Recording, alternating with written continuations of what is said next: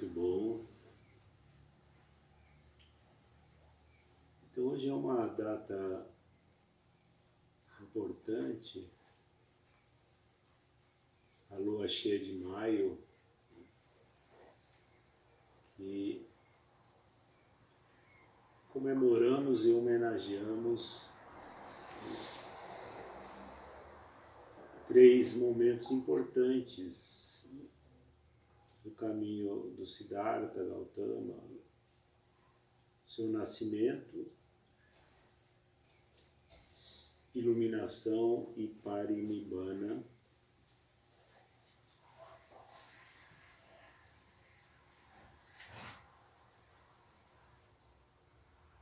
Nós prestamos homenagem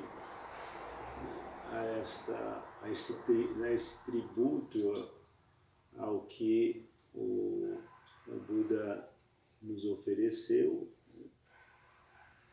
como um roteiro de treinamento em busca da nossa libertação. É interessante a gente observar que o caminho do Buda, ele é um caminho exemplar.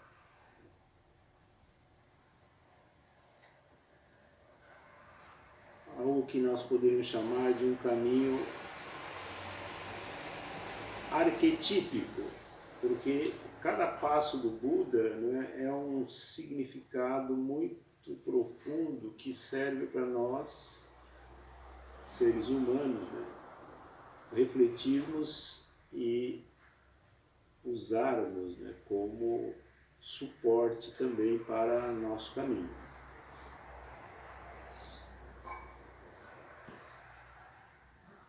Então vamos lá.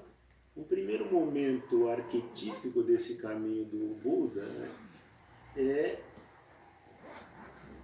o fato de ter nascido enquanto Siddhartha Gautama na condição humana.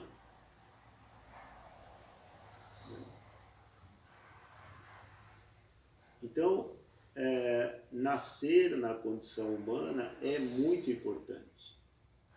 Como foi para o Buda, né? Veja, ele se ilumina na condição humana. Então, para nós, termos nascido no estado humano é algo muito importante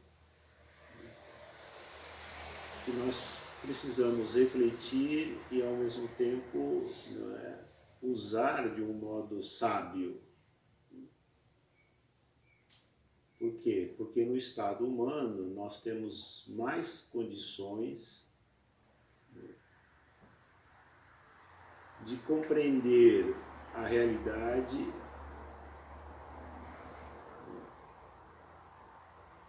na sua dupla face, né?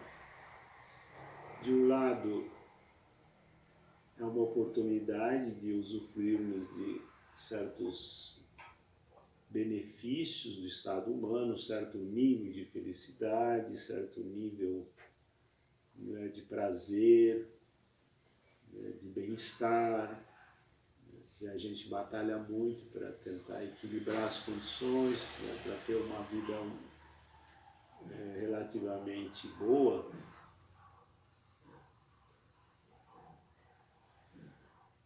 Mas ela tem o seu lado obscuro, né, o lado escuro da lua, né,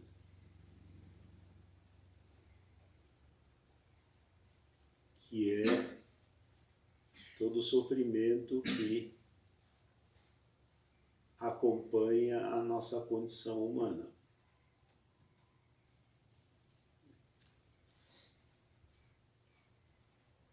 E que nós tentamos, de uma certa forma, ignorar, blindar, não é? E como o pai do Buda, né, tentou, de uma certa forma, durante muitos anos, blindar, né, o Siddhartha Gautama, né, da verdade do sofrimento,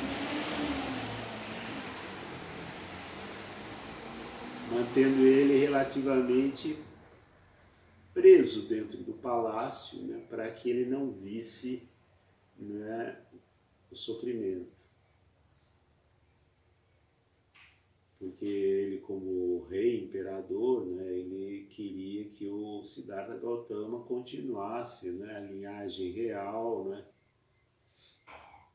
porque, como vocês bem sabem, no nascimento do Buda, chamaram os videntes e eles disseram, então, né, que o Buda poderia ter dois caminhos, ou ser um grande imperador, né, ou abrir um caminho de libertação espiritual para os seres, né. E como o pai queria que ele continuasse a linhagem do real, né, tentou impedir, né, que o Siddhartha Gautama tivesse acesso, né, a essa percepção do sofrimento que está implícito na condição humana, mas não só humana, de todos os seres, né, que vivem nesse mundo condicionado. Então veja que nós, seres humanos, um pouco, às vezes entramos, né, dentro um pouco desse roteiro, né, em que o Buda é um arquétipo para quem souber ler, né? Então a gente às vezes tenta criar o nosso palácio, né, fechadinho, né, tentando blindar qualquer tipo de fresta para que o sofrimento venha nos cutucar, não é? E viver dentro desse palácio paradisíaco, não é? Como sendo o nosso grande lugar de felicidade, né? Nesse estado humano.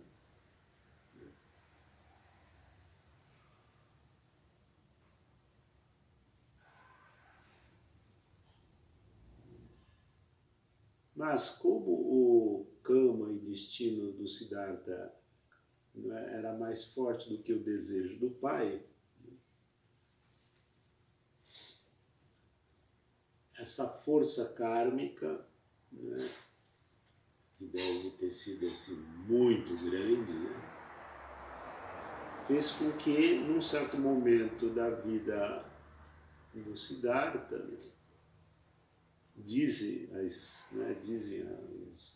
as histórias, né, que os devas teriam dado um jeito de abrir a porta, o portão do palácio para que o Siddhartha Gautama saísse do palácio, né, e fosse andar aos arredores do palácio, aos 28 anos.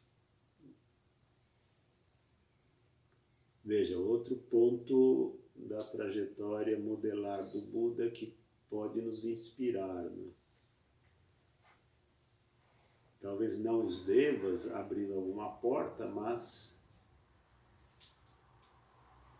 fatos, né, da existência podem quebrar um pedacinho dessa blindagem do nosso palácio ilusório, né? E de repente uma fresta abre para os olhos, né? E essa quebra pode ser de vários tipos, né? Uma doença que não contávamos, não é? Uma perda de alguém querido, não é? Um desemprego, uma turbulência que vem, né, abrir, né, uma brecha no nosso palácio ilusoriamente blindado, né?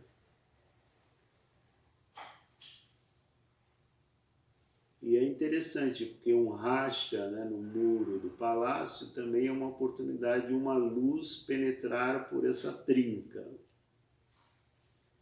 né, dependendo da nossa,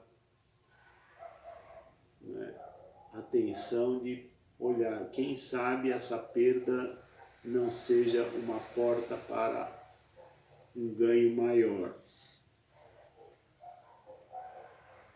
Então, ao invés de tentarmos, né, logo, né, engessar aquela fresta,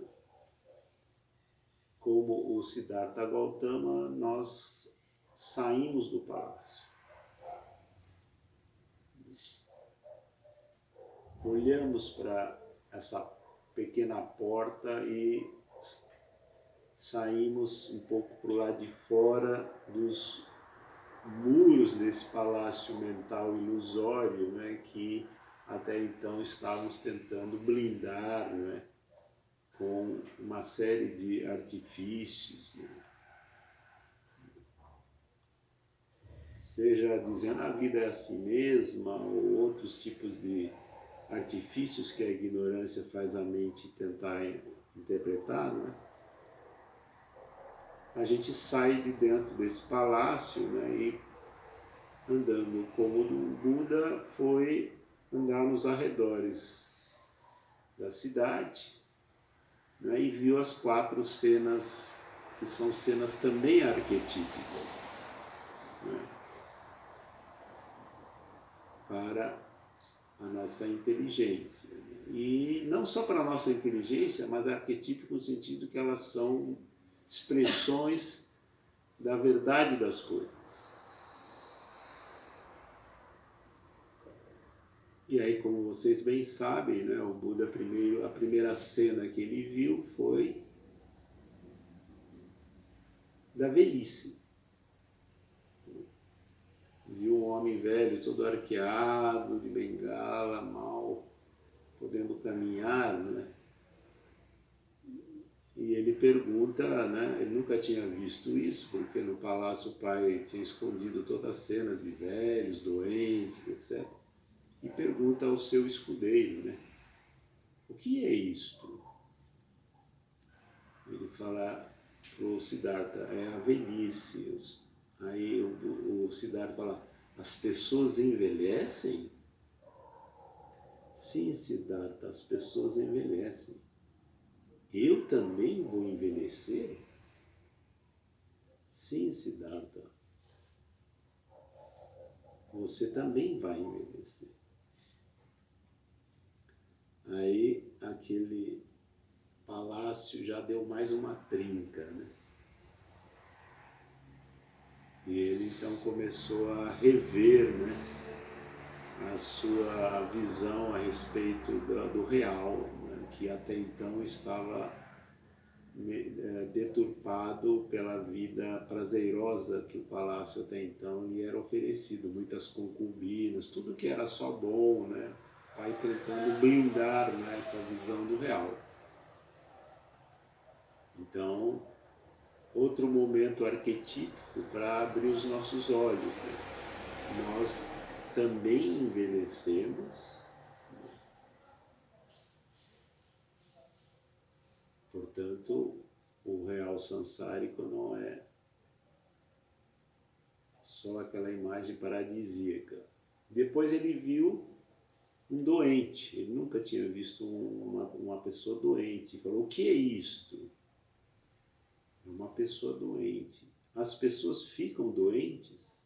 Sim, Siddhartha, as pessoas ficam doentes. Então eu também posso ficar doente? Sim. Caiu outra ficha. Então nós também contemplamos, não é, frequentemente, mais ou menos, né, experiências de doença, seja de pessoas próximas, seja de nós mesmos, né? Então a doença pode ser também uma oportunidade para abrir os olhos da mente. Os seres no mundo condicionado estão sujeitos à doença. Ninguém quer, mas ela vem. E vem por quê? Porque estamos no mundo das condições, e condições não são estáveis e nem sempre favoráveis, né? E o corpo é instável, né? Portanto sujeito à doença. Claro que procuramos cuidar dele, né, da melhor forma possível, mas isso não significa que todo o nosso cuidado vai bloquear a experiência da doença. Então a doença pode ser, não é, uma experiência trágica para alguns, ou ela pode ser também uma oportunidade não só de ajudar o corpo de um modo hábil, mas também abrir o olho da mente para, né, essa experiência que surge muitas vezes quando nós nem esperamos, né? Como usar a doença como uma oportunidade de cultivar uma mente mais sábia. Daí ele vai mais um pouco e vê a morte, um funeral passando, que era comum na Índia, né? Enrolava lá o corpo no pano lá e ia carregando, seja para o crematório, para jogar no Ganges, né? E ele, o que é isto? O escudeiro dele fala, isto é um morto, é a pessoa morta, é um funeral. As pessoas morrem? Sim, Siddhartha, as pessoas morrem. Eu também vou morrer? Sim, Siddhartha, você também vai morrer. Mais uma trinca, né, no palácio imaginário, né, paradisíaco. Os seres morrem.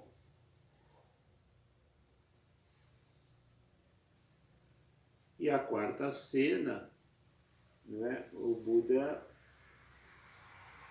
vê um asceta meditando com a feição serena. Aí pergunta, mas o que é isso? Ah, é um asceta meditando. Ah, então quer dizer que as 3 cenas anteriores não é tudo. Existe uma possibilidade de mudar esse cenário.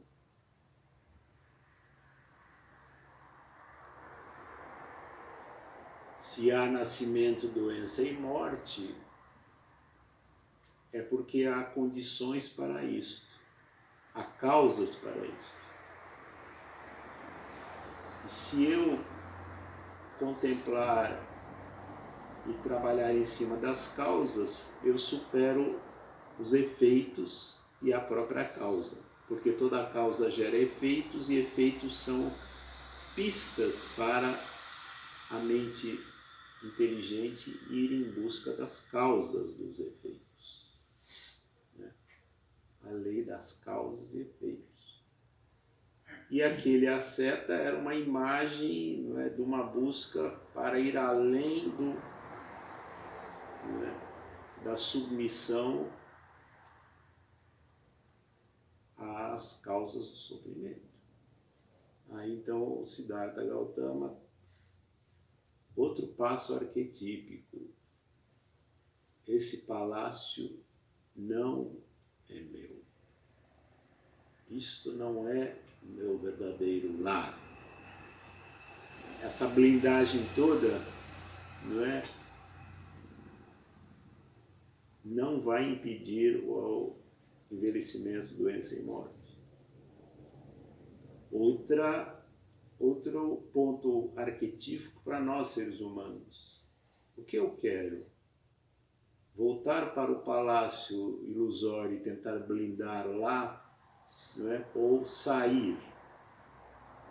Veja, esse sair não é um sair apenas físico, no sentido de sair da sua casa, de ir para o Tibete, ou sei lá, é sair daquele campo ilusório que até então a mente vinha tentando, não é, se proteger, se blindar, não é? Abrir o campo, não é, da mente para fora daquele palácio. Ou seja, é um passo importante, né, que o Buda vai dar, que é um arquétipo para nós. Sair, né, daquele enredo, né,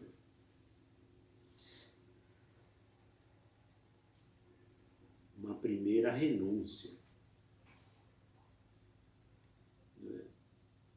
Para abrir o campo, né, da mente, você precisa renunciar àquela blindagem daquele microcampo anterior, né,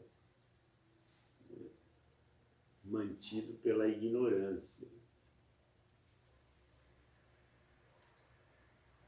Então, é uma decisão importante, né? O que eu quero? Qual é o palácio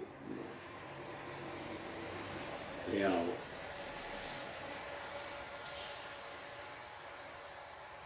Aí o Siddhartha Gautama, né, no seu caminhar, né, ele renuncia àquela vida até então, né, de conforto, de prazeres, né?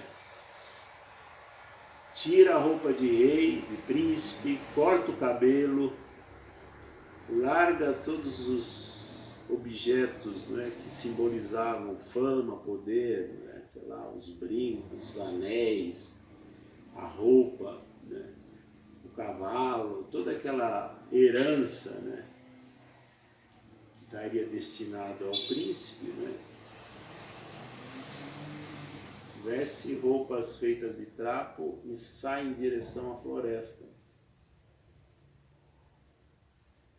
Outro passo arquetípico, sair em direção à floresta. Não precisa ser uma floresta, pode ser também, mas não precisa ser necessariamente uma floresta amazônica, né? Sair em direção a um espaço mais propício para, né, essa busca. Às vezes vai para Sudavari, né? Às vezes vai para o mato, às vezes vai para o outro espaço, mas principalmente o espaço interno, né? Que é a floresta interna, né? Até então desconhecida, né? E aí então ele dá esse passo e vai para a floresta, né, em busca de orientações para, né,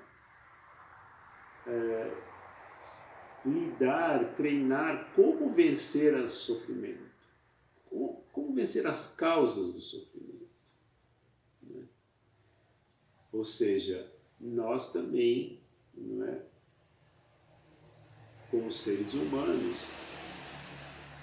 também precisamos de métodos para poder, né, lidar com superações, né? Quando você está doente, você vai no hospital, se supõe que o hospital, os enfermeiros, os médicos, tudo eles têm um certo método de treinamento para tentar te oferecer recursos, né, de superação, né? Então o Buda sai em busca de suportes, mestres, método para como, né, lidar com essa continuidade de uma busca, né? Para trás já não serve, mas como ir para frente? Então essa já é uma homenagem que a gente já faz também para o Buda, o Dhamma e a Sangha, né? Quer dizer, oferecer-nos um método. O Dhamma é um método, não é uma crença cega, né? É um método. Claro que nós começamos com um pouco de fé, né, de confiança, e que o treinamento vai sendo testado para ver se o método funciona, né? Aqui e agora. E ele foi então atrás então desse método, que está encarnado na figura de mestres, né? Então ele foi procurar vários bons mestres hindus lá com o qual ele treinou, né, arduamente. Esses mestres, né, com esse treinamento, o Buda foi alcançando graus de tranquilização e concentração muito altos. Então nós também, quando vamos aplicando esse método, né, do nobre alto caminho, das 4 nobres verdades, a gente começa lidando com agitações, obstáculos, portanto, né, tentando ganhar certo grau de tranquilização, né, acalmar a mente, acalmar o corpo, né, respirar com atenção, né, distensionar, né, o nosso sistema nervoso, ganhar uma certa qualidade de bem-estar. Isso vai dando suporte para a gente ganhar certos graus de concentração. E o Buda foi e ganhou esses graus elevados de concentração, né, os jhanas, que trazem um bem-estar para a mente, né, uma paz, né, uma densidade, né, a mente começa a experienciar, né, estados muito mais profundos e estáveis, né, não totalmente, mas mais, né, que nós também vamos experienciando na medida que a gente vai treinando, né, relaxamento, tranquilização, foco, não é? Lidar com distrações, lidar com os obstáculos da sonolência, né, torpor, dúvida, raiva, né, desejos sensoriais o tempo todo. Vai ganhando concentração, né? A mente vai ficando mais centrada na sua intimidade, né? Que é o nosso verdadeiro campo, né, de treinamento, né? Mas outro passo arquetípico, o Buda percebeu, entendeu que aqueles graus de concentração elevados que ele estava conseguindo com os mestres não era o top, o topo do caminho.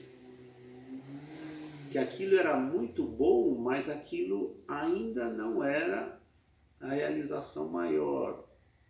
Por quê? Porque você sustenta a concentração por mais ou menos tempo, mas daqui a pouco ele vai embora, né? E lá volta, né, as turbulências, a agitação, os temores, toda...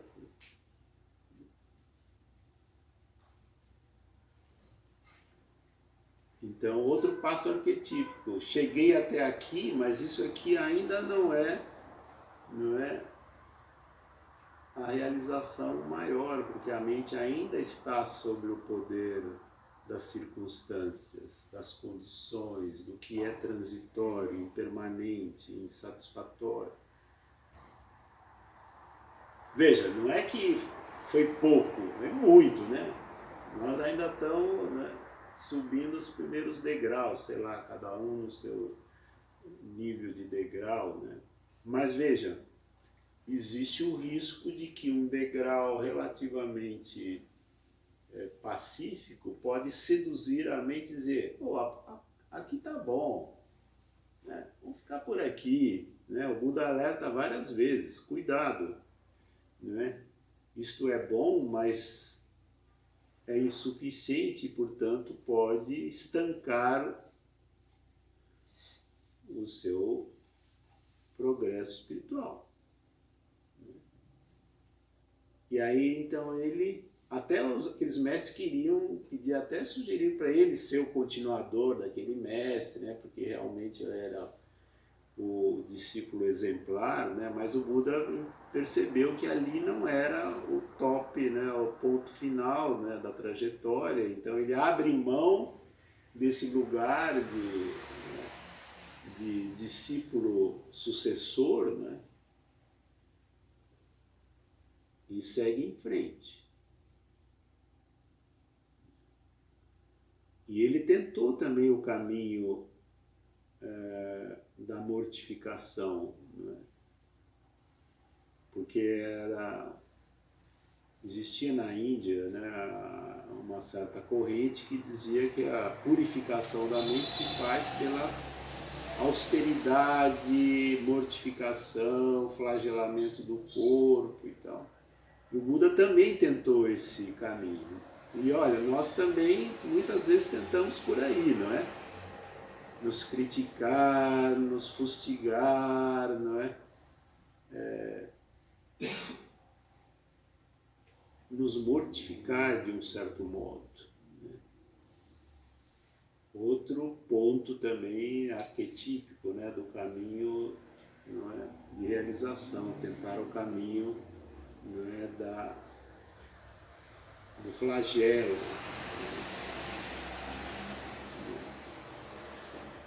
da decepção consigo mesmo, né, da autocrítica impiedosa, né, do julgamento duro com relação a si mesmo e os outros, né, que pode levar até estados patológicos, né, e até levar ao suicídio, né? Essa decepção com o real e consigo mesmo, né? Aí o Buda dá mais um passo, né, arquetípico, né? Ele renuncia àquele... Não é que aqueles ensinamentos anteriores ele desprezou, aquilo foi uma base para, né, daí sentar embaixo da árvore Bodhi, né? Interessante esse lugar da árvore, né?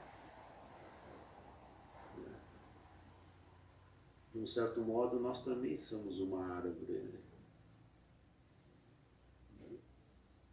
Nós temos raiz, tronco e galhos, né?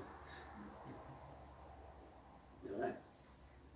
Só que a árvore do Dhamma, o Platão tem uma imagem parecida, né? A árvore do Dhamma, a raiz dela está lá em cima, não está na terra material. Muitas vezes a gente se confunde, né? E quando fala, não, temos que pôr o pé no chão, criar raízes, né? Achando que nós somos tipo mandioca, né? Nós temos que criar raiz no chão, o seu significado duplo, né?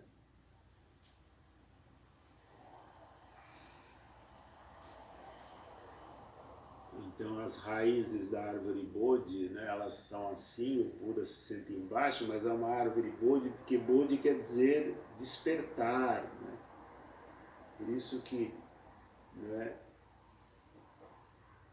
o Buda vem como Bodhisattva, né? O Bodhisattva, né? Bodhi, esta sabedoria suprema, né? E Satta ou Sattva, né, é uma das tendências. O mundo fenomênico tem três forças, né? A força que puxa a gente para baixo, tamas, né? A força que quer se abrir na horizontal, rajas, né? Por isso que os reis são raja, né? Porque eles ocupam o lugar do mundo do reino, né, que é horizontal. Mas tem sattva, né, que é esta força que está dentro da mente que impulsiona para cima. Então, bodhisattva, né, quer dizer, esta força búdica que impulsiona o Buda a ir, né, a encontrar o alto do alto, entendido alto não como algo geográfico, mas o que é mais elevado, e em busca de Nibbana. Então ele senta debaixo da árvore Bodhi, assim como nós estamos sentados aqui, né, com a forte determinação, aditana, não vou levantar daqui enquanto não alcançar, né, essa realização suprema. É importante a gente abrir na mente que existe uma realidade suprema que está acima de todas as condições, né?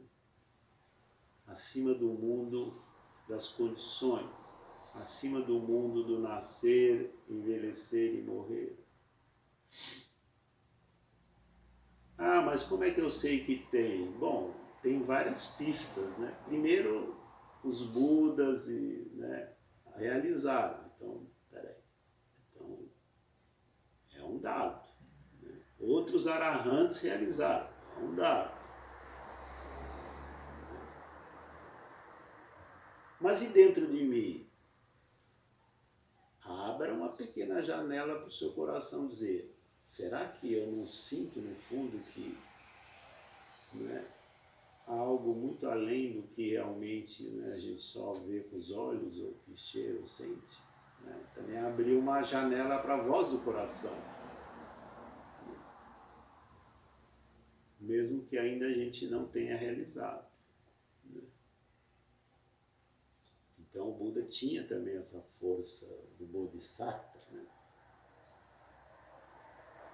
Sattva e Bodhi, essa sabedoria com esse empuxo, que é importante que a gente também cultive, né? Confiança, né, na sua potência. Né? Ao invés de choramingar, né, de que, nossa, sou um pobre coitado, não. E o Buda senta embaixo da árvore e fala com essa forte determinação: não vou levantar daqui enquanto não romper todas as barreiras da ignorância, do apego, da cobiça que afastam ou turvam a mente da sua natureza profunda. Né?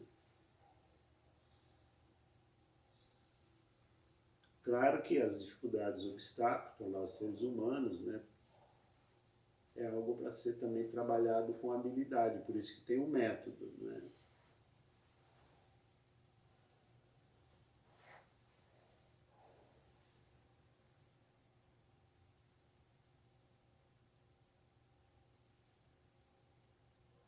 Interessante que esse símbolo da árvore, né, quer dizer, se a gente vai ganhando mais raízes profundas, né, esse tronco, né, vai permitindo com que essa seiva do Dhamma vá abrindo o horizonte da mente. Né? É uma nutrição mais sutil, né, que a gente tem que cultivar.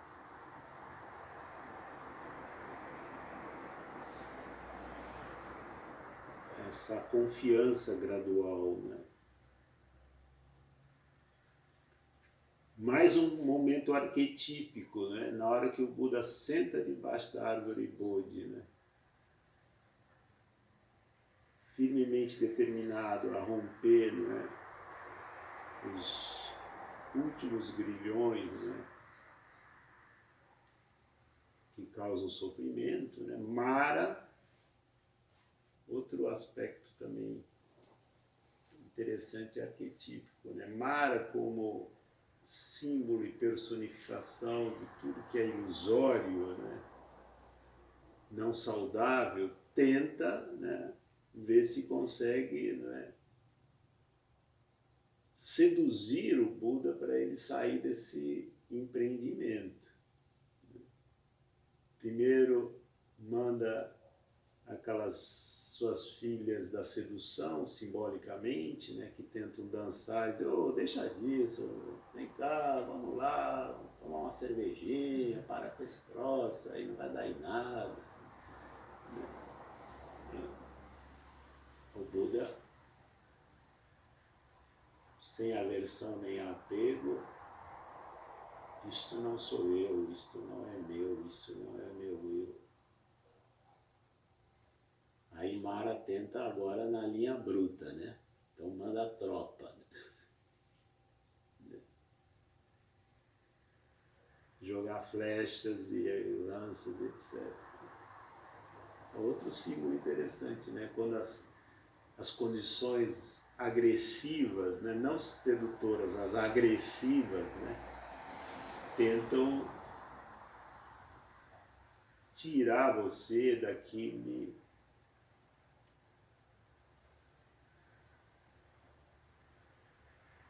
treinamento, daquela direção, né? E as flechas, lanças que são lançadas em cima do Buda, graças a o poder de metta, né? Dessa amorosidade, dessa compaixão, né? Dessa compreensão, né?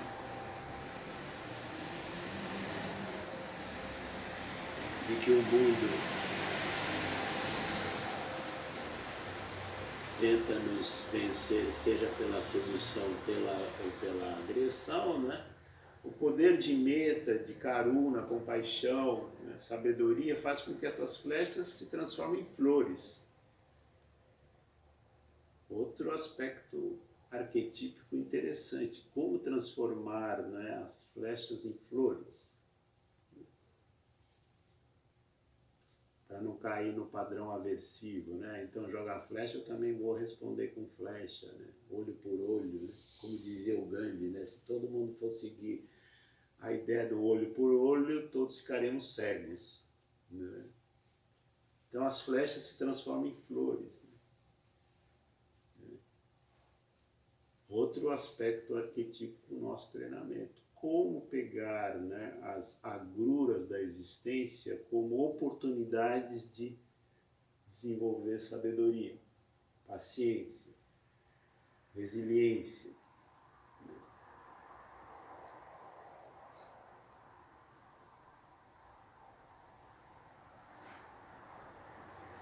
E o Buda segue firme, né? Veja, ele tem um Kama poderoso ali, né? Talvez nós, como seres humanos, estamos ainda bebezinhos, né? Mas todo bebê pode chegar à condição adulta, né? Se estiver se cuidando bem, né? Se tornar um arahante. Isso é uma promessa que está nos ensinamentos, né? Se você praticar, você chega lá. Eu cheguei. E aí, então, na noite da lua cheia de maio, né, que é o Vesak, né, que hoje estamos relembrando, reativando e reinspirando no nosso coração, na primeira fase da noite, graças aos seus poderes conquistados, isso também é uma coisa importante, quando você vai, não é, vencendo, né, as impurezas na mente, você também, a mente vai ganhando poderes. Porque ela tem, mas aquilo está anêmico, né?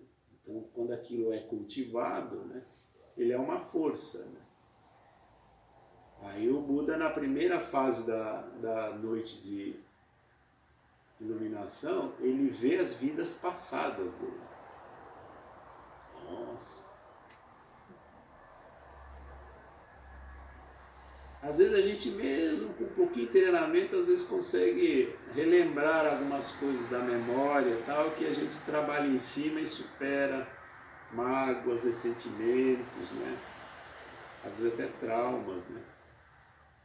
Embora não seja sugerido que a gente fique futucando o passado, mas às vezes quando você tem uma mente mais afiada, né, essas memórias vêm, pode ser uma oportunidade também de você limpar a área, né? Ah, foi assim, mas eu era criança, não entendia e tal, né? Meus pais também não estavam entendendo bem que eu estava precisando disso ou aquilo, né? Você cultiva perdão, né?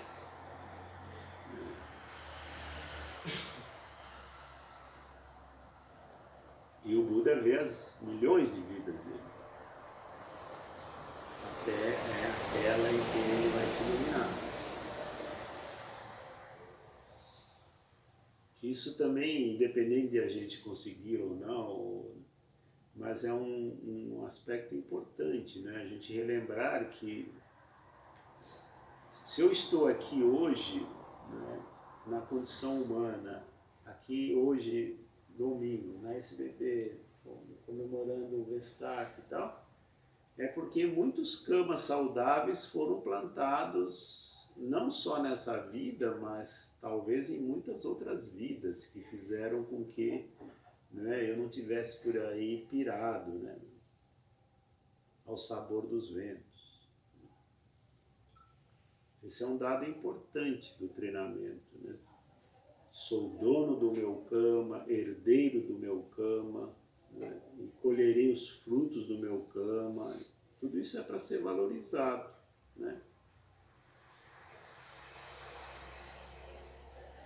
Na segunda parte da noite da iluminação, né, o Buda vê os seres nascendo e morrendo, né, nessa escada dupla, né, dos mundos superiores e inferiores humanos, né, essa grande cosmovisão dâmica, né, dos planos do samsara. Né.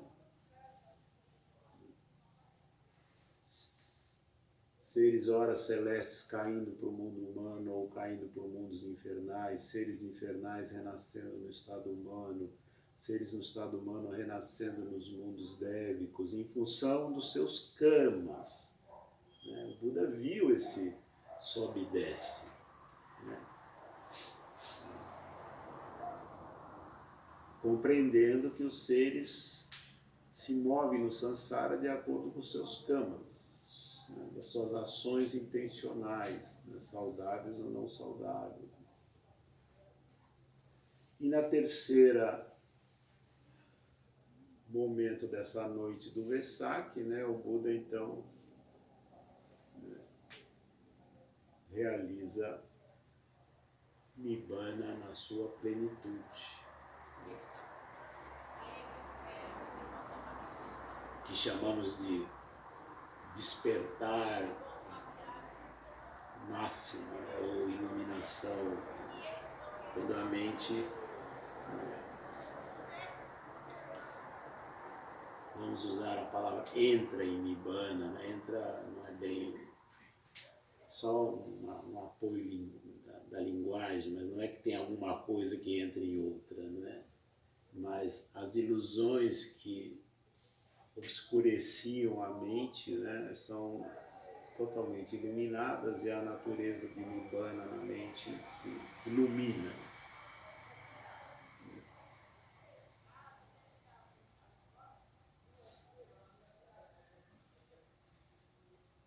Então você vê que na noite da lua cheia do Vesak, você já tem, né, o nascimento do Buda lá atrás, a iluminação dele nessa lua cheia de maio do Vesak, né, e depois disso o Buda passa os outros 45 anos de vida dele, né, compartilhando com os seres esse método. Né. Esse compartilhamento faz parte da natureza dos Budas, né? Compartilhar, né? Reabrir essa porta para os seres.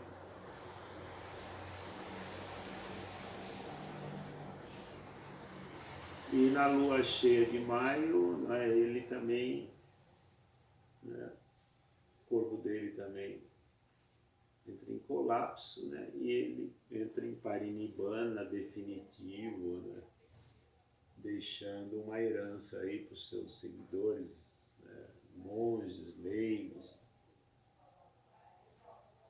que é um pouco também, não é, esse símile, não é, daqui do esforço da SBB, do Sudavari, né, Casa de Dharma, outros grupos que compreendem, né, o benefício do que recebem e cultivam, não é, esse desejo de compartilhar. Né. Isso também é um treinamento importante, né? Compartilhar, não é, o que recebe de bom. Né. Isso faz parte também do coração humano, né?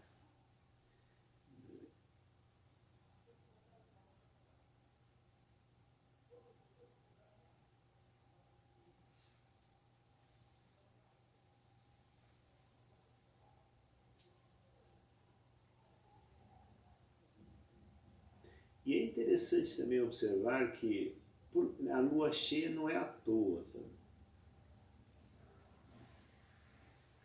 Há certos paralelos cosmológicos interessantes. Porque a lua cheia é a fase em que a lua reflete o máximo da luz do sol.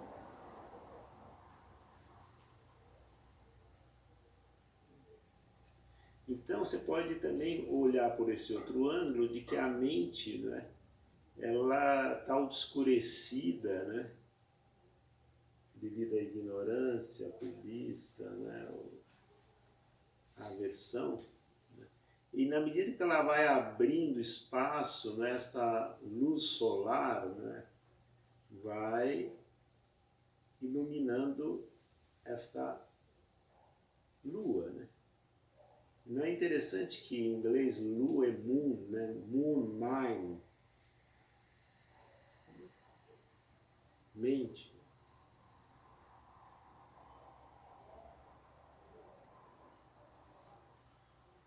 Para que ela alcance a sua plenitude, que é o objetivo mais alto do caminho do Dhamma. Né?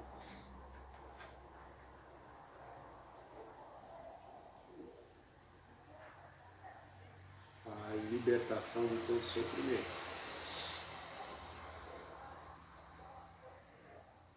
Você vê que o caminho do Buda, né, é um modelo exemplar, né, arquetípico para nós seres humanos. Claro que, né, cada um de nós, de acordo com, né, seus ritmos, recursos, momentos, tudo isso aí, né, para também não cair também numa imagem idealizada, né, e sem esquecer né, do chão, né, da base com a qual a gente começa. Né?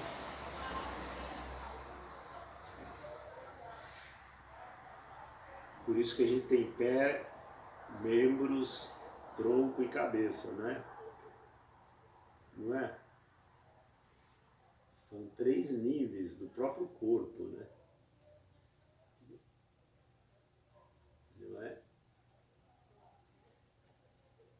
O pé sustenta, caminha, o tronco alimenta, né? E a cabeça organiza, não é?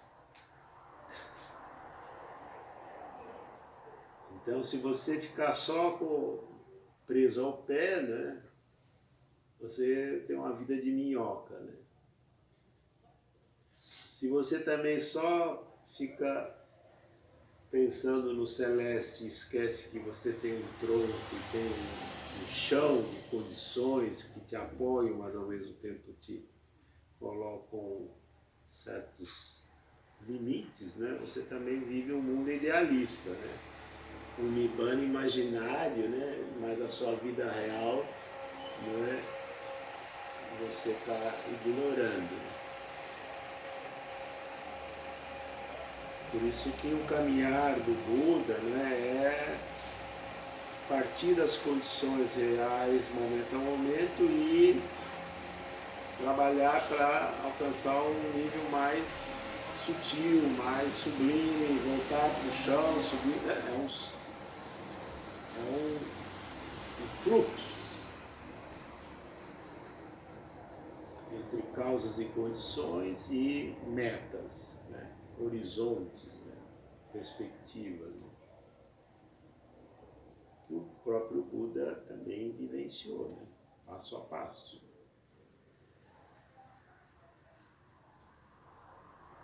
E a qual nós hoje também prestamos reverência. Gratidão, que é uma qualidade importante, ser grato a tudo aquilo que permitiu que a gente chegasse até aqui.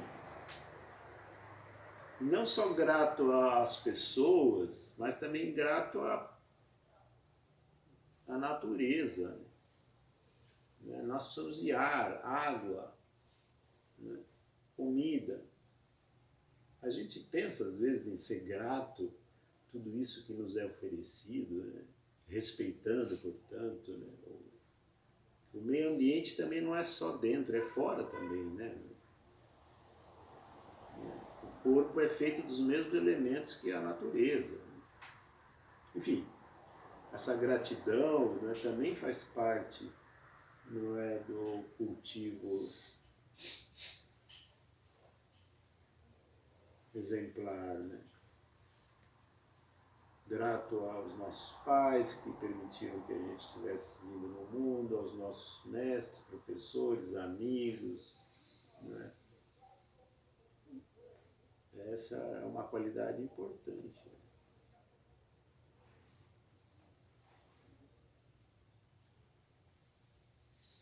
Por isso que nós fazemos as reverências, prostramos, né? E também quando você prostra, esse movimento corporal, ele também tem todo um significado na mente também, né? Você dobra o ego, né?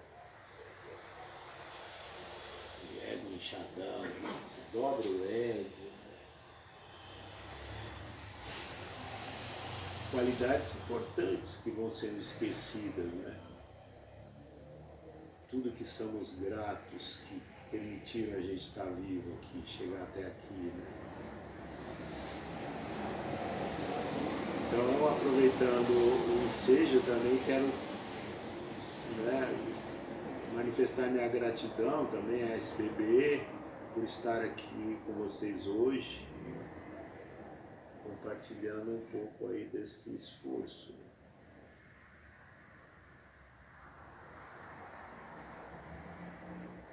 Muito bom. Bom, eu falei demais.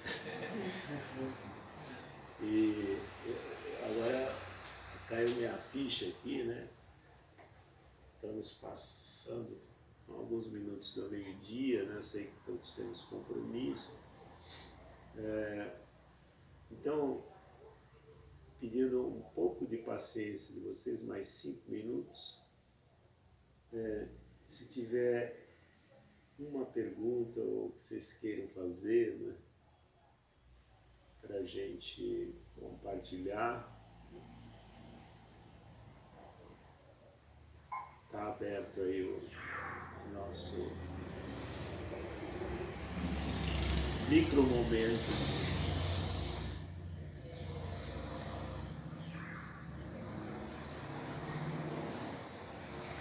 Alguém quer fazer uma pergunta, um comentário sobre o Vesak, tudo que significa? Oi, diga. É uma pergunta simples, mas em relação a fontes. Em relação a fontes de conhecimento, onde mais eu posso buscar mais sobre a história do Buda? Onde eu poderia ler mais sobre isso? Olha, você pode entrar nos sites budistas, né? Mosteiro, Sudavari, o site da Sociedade Budista do Brasil, o site da Casa de Dharma e outros sites, né? Budistas, você vai encontrar bastante, né, informações sobre o ensinamento, a história do Buda, palestras, vídeos, monges.